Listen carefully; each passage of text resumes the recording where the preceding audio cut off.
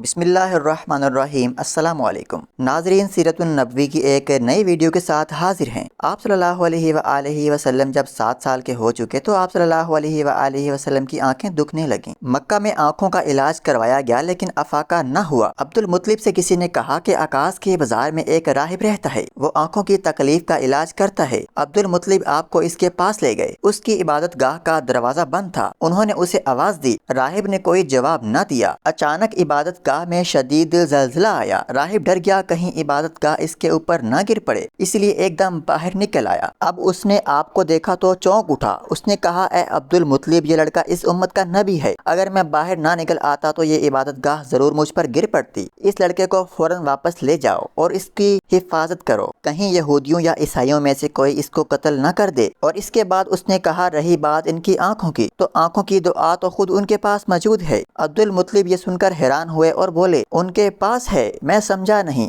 ہاں، ان کا لعاب دہن ان کی آنکھوں میں لگائیں۔ انہوں نے ایسا ہی کیا، آنکھیں فوراً ٹھیک ہو گئیں۔ پرانی آسمانی کتابوں میں آپ کی بہت سی نشانیاں لکھی ہوئی تھیں، اس کی تفصیل بہت دلچسپ ہے۔ یمن کا بادشاہ سیف حمیری کسی زمانے میں اس کے باپ دادا اس ملک پر حکومت کرتے تھے، لیکن پھر حبشیوں نے یمن پر حملہ کیا اور اس پر قبضہ کر لیا۔ وہاں حبشیوں کی حکومت ہو گئی۔ 70 سال تک یمن حبشیوں کے قبضے میں رہا۔ جب یہ سیف بڑا ہوا تو اس کے اندر باپ دادا کا ملک آزاد کروانے کی امنگ پیدا ہوئی، چنانچہ اس نے ایک فوج تیار کی۔ اس فوج کے ذریعے حبشیوں پر حملہ کیا اور انہیں یمن سے بھگا دیا۔ اس طرح وہ باپ دادا کے ملک کو آزاد کروانے میں کامیاب ہو گیا، وہاں کا بادشاہ بن گیا۔ یہ یمن عرب کا علاقہ تھا۔ جب اس پر حبشیوں نے قبضہ کیا تھا تو عربیوں کو بہت افسوس ہوا۔ 70 سال بعد جب یمن کے لوگوں نے حبشیوں کو نکال باہر کیا تو عربوں کو بہت خوشی ہوئی۔ ان کی خوشی کی ایک وجہ تو یہ تھی کہ انہی حبشیوں نے ابراہہ کے ساتھ مکہ پر چڑھائی کی تھی۔ چاروں طرف سے عربوں کے لوگ سیف کو مبارکباد دینے کے لیے آنے لگے۔ قریش کا بھی ایک وفد مبارک دینے کے لیے گیا۔ اس وفد کے سردار عبد المطلب تھے۔ یہ وفد جب یمن پہنچا تو سیف اپنے محل میں تھا، اس کے سر پر تاج تھا، سامنے تلوار رکھی ہوئی تھی اور حمیری سردار اس کے دائیں بائیں بیٹھے تھے۔ سیف کو قریش کے وفد کی آمد کے بارے میں بتایا گیا۔ اسے یہ بھی بتایا گیا کہ یہ لوگ کس رتبے کے ہیں۔ اس نے ان لوگوں کو آنے کی اجازت دے دی۔ یہ لوگ دربار میں پہنچے۔ عبد المطلب آگے بڑھ کر اس کے سامنے جا کھڑے ہوئے۔ انہوں نے بات کرنے کی اجازت چاہی۔ سیف نے کہا، اگر تم بادشاہوں کے سامنے بولنے کے آداب سے واقف ہو تو ہماری طرف سے اجازت ہے۔ تب عبد المطلب نے کہا، اے بادشاہ، ہم کعبہ کے خادم ہیں، اللہ کے گھر کے محافظ ہیں، ہم آپ کو مبارکباد دینے آئے ہیں۔ یمن پر حبشی حکومت ہمارے لیے بھی بوجھ بنی ہوئی تھی، آپ کو مبارک ہو۔ آپ کے اس کارنامے سے آپ کے بزرگوں کو بھی عزت ملے گی اور آنے والی نسلوں کو بھی وقار حاصل ہوگا۔ سیف ان کے الفاظ سن کر بہت خوش ہوا، بے اختیار بول اٹھا، اے شخص، تم کون ہو؟ کیا نام ہے تمہارا؟ انہوں نے کہا، میرا نام عبد المطلب بن ہاشم ہے۔ سیف نے ہاشم کا نام سن کر کہا، تب تو تم ہماری بہن کے لڑکے ہو۔ عبد المطلب کی والدہ مدینے کے قبیلے خزرج سے تھیں اور یہ قبیلہ دراصل یمن کا تھا، اسی لیے سیف نے ہاشم کا نام سن کر کہا، تب تو تم ہماری بہن کے لڑکے ہو۔ پھر اس نے کہا، ہم آپ سب کو خوش آمدید کہتے ہیں، آپ کے جذبات کی قدر کرتے ہیں۔ اس کے بعد قریش کے وفد کو سرکاری مہمان خانے میں ٹھہرایا گیا۔ ان کی خوب مہمان نوازی کی گئی، یہاں تک کہ 1 ماہ گزر گیا۔ 1 ماہ کی مہمان نوازی کے بعد سیف نے انہیں بلایا۔ عبد المطلب کو اپنے پاس بلا کر اس نے کہا، اے عبد المطلب، میں اپنے علم کے پوشیدہ رازوں میں سے ایک راز تمہیں بتا رہا ہوں، تمہارے علاوہ کوئی اور ہوتا تو میں ہرگز نہ بتاتا۔ تم اس راز کو اس وقت تک راز ہی رکھنا جب تک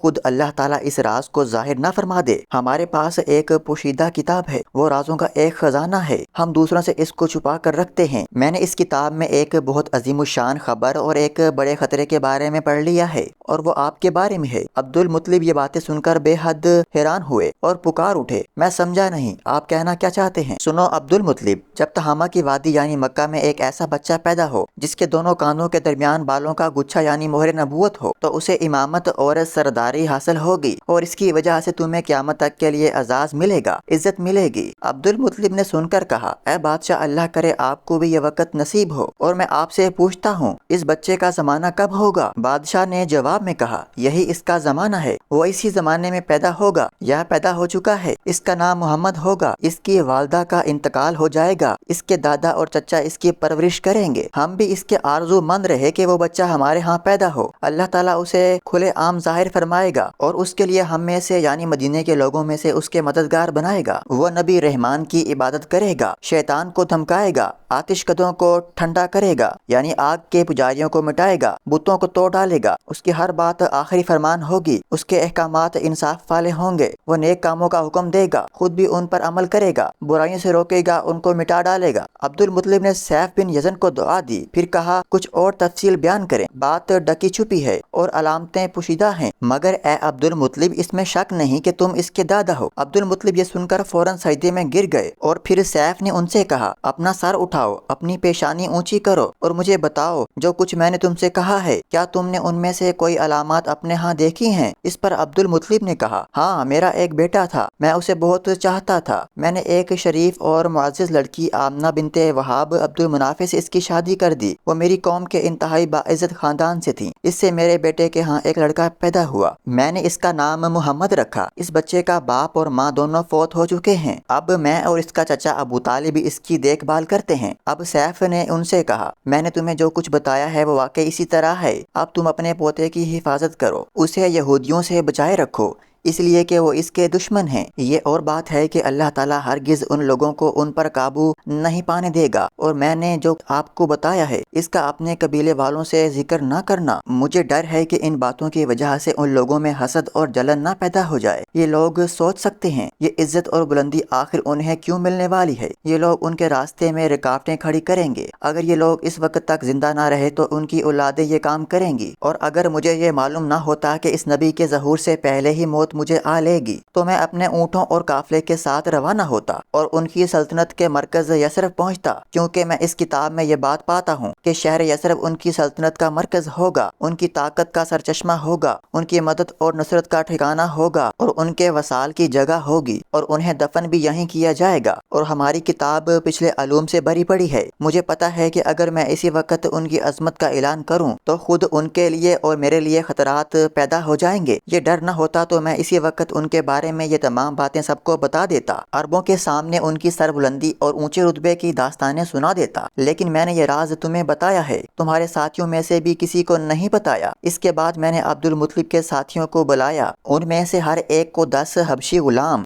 10 حبشی باندیاں اور یمنی چادریں، بڑی مقدار میں سونا چاندی، 100 اونٹ اور عنبر کے بڑے ڈبے دیے، پھر عبد المطلب کو اس سے 10 گنا زیادہ دیا اور بولا سال گزرنے پر میرے پاس ان کی خبر لے کر آنا اور ان کے حالات بتانا۔ سال گزرنے سے پہلے ہی اس بادشاہ کا انتقال ہو گیا۔ عبد المطلب اکثر اس بادشاہ کا ذکر کیا کرتے تھے۔ آپ کی عمر 8 سال ہوئی تو عبد المطلب کا انتقال ہو گیا۔ اس طرح ایک عظیم سرپرست کا ساتھ چھوٹ گیا۔ اس وقت عبد المطلب کی عمر 95 سال تھی۔ تاریخ کی بعض کتابوں میں ان کی عمر اس سے بھی زیادہ لکھی ہے۔ مرنے سے پہلے انہوں نے نبی کریم صلی اللہ علیہ وآلہ وسلم کو اپنے بیٹے ابو طالب کے حوالے کیا۔ اب ابو طالب آپ کے نگران ہوئے، انہیں بھی آپ سے بے تحاشا محبت ہو گئی۔ ان کے بھائی عباس اور زبیر آپ کا بہت خیال رکھتے تھے، پھر زبیر بھی انتقال کر گئے تو آپ کی نگرانی آپ کے چچا ابو طالب ہی کرتے تھے۔ انہیں بھی نبی کریم صلی اللہ علیہ وآلہ وسلم سے بہت محبت تھی۔ جب انہوں نے آپ کی برکات دیکھی، معجزے دیکھے تو ان کی محبت میں اور اضافہ ہو گیا۔ یہ مالی اعتبار سے کمزور تھے، 2 وقت سارے گھرانے کو پیٹ بھر کر کھانا نہیں کھلا سکتے تھے، لیکن جب نبی کریم صلی اللہ علیہ وآلہ وسلم ان کے ساتھ کھانا کھاتے تو تھوڑا کھانا بھی ان سب کے لیے کافی ہو جاتا، سب کے پیٹ بھر جاتے۔ اس لیے جب دوپہر یا رات کے کھانے کا وقت ہوتا تو اور سب دسترخوان پر بیٹھتے تو ابو طالب ان سے کہتے ابھی کھانا شروع نہ کرو، میرا بیٹا آ جائے پھر شروع کرنا۔ پھر آپ تشریف لے آتے اور ان کے ساتھ بیٹھ جاتے۔ آپ کی برکت اس طرح ظاہر ہوتی کہ سب کے سیر ہونے کے بعد بھی کھانا بچ جاتا۔ اگر دودھ ہوتا تو پہلے نبی کریم صلی اللہ علیہ وآلہ وسلم کو پینے کے لیے دیا جاتا، پھر ابو طالب کے بیٹے پیتے، یہاں تک کہ ایک ہی پیالے سے سب کے سب دودھ پی لیتے، خوب سیر ہو جاتے اور دودھ پھر بھی بچ جاتا۔ ابو طالب آپ کے بارے میں فرماتے میرا بیٹا بہت بلند رتبے اور مقام والا ہے۔ ایک بار مکہ میں قحط پڑ گیا، بارش بالکل نہ ہوئی، لوگ ایک دوسرے سے کہتے تھے بتوں سے بارش کی دعا کرو، کچھ کہتے تھے کہ بتوں پر یقین رکھو، ان پر بھروسہ کرو۔ اسی دوران ایک بوڑھے نے کہا تم حق اور سچائی سے بھاگ رہے ہو، تم میں ابراہیم علیہ السلام اور اسماعیل علیہ السلام کی نشانی موجود ہے، تم اسے چھوڑ کر غلط راستے پر کیوں جا رہے ہو؟ اس پر لوگوں نے اس سے کہا کیا آپ کی مراد ابو طالب سے ہے؟ اس نے جواب میں کہا ہاں، میں یہی کہنا چاہتا ہوں۔ اب سب لوگ ابو طالب کے گھر کی طرف چلے، وہاں پہنچ کر انہوں نے دروازے پر دستک دی تو ایک خوبصورت آدمی باہر باہر آیا، اس نے تہبند لپیٹ رکھا تھا۔ سب لوگ اس کی طرف بڑھے اور بولے، اے ابو طالب، وادی میں قحط پڑا ہے، بچے بھوکے مر رہے ہیں، اس لیے آؤ اور ہمارے لیے بارش کی دعا کرو۔ چنانچہ ابو طالب باہر آئے، ان کے ساتھ رسول اللہ صلی اللہ علیہ وآلہ وسلم بھی تھے۔ آپ ایسے لگ رہے تھے جیسے اندھیرے میں سورج نکل آیا۔ ابو طالب کے ساتھ اور بھی بچے تھے، لیکن انہوں نے آپ ہی کا بازو پکڑا ہوا تھا۔ اس کے بعد ابو طالب نے آپ کی انگلی پکڑ کر کعبہ کا طواف کیا۔ یہ طواف کر ہی رہے تھے اور دوسرے لوگ آسمان کی طرف نظر اٹھا اٹھا کر دیکھ رہے تھے، جہاں بادل کا ایک ٹکڑا بھی نہیں تھا۔ پھر اچانک بادل آنے لگے، اس قدر زوردار بارش ہوئی کہ شہر اور جنگل سیراب ہو گئے۔ ابو طالب ایک بار ذی الحجاز کے میلے میں گئے۔ یہ جگہ عرفات سے تقریباً 8 کلومیٹر دور ہے۔ ان کے ساتھ رسول اللہ صلی اللہ علیہ وآلہ وسلم بھی تھے۔ ایسے میں ابو طالب کو پیاس محسوس ہوئی۔ انہوں نے آپ سے کہا، بھتیجے مجھے پیاس لگی ہے۔ یہ بات انہوں نے اس لیے نہیں کہی تھی کہ آپ کے پاس پانی تھا، بلکہ اپنی بے چینی ظاہر کرنے کے لیے کہی تھی۔ چچا کی بات سن کر آپ فوراً سواری سے اتر آئے اور بولے، چچا جان آپ کو پیاس لگی ہے؟ انہوں نے کہا، ہاں بھتیجے پیاس لگی ہے۔ یہ سنتے ہی آپ نے ایک پتھر پر اپنا پاؤں مارا۔ جیسے ہی آپ نے پتھر پر پاؤں مارا، اس کے نیچے سے صاف اور عمدہ پانی نکل آیا۔ انہوں نے ایسا پانی کبھی نہیں پیا تھا۔ انہوں نے خوب سیر ہو کر پانی پیا۔ آپ نے اسی جگہ اپنی ایڑی پھر ماری اور وہ جگہ دوبارہ ایسی خشک ہو گئی جیسے پہلے تھی۔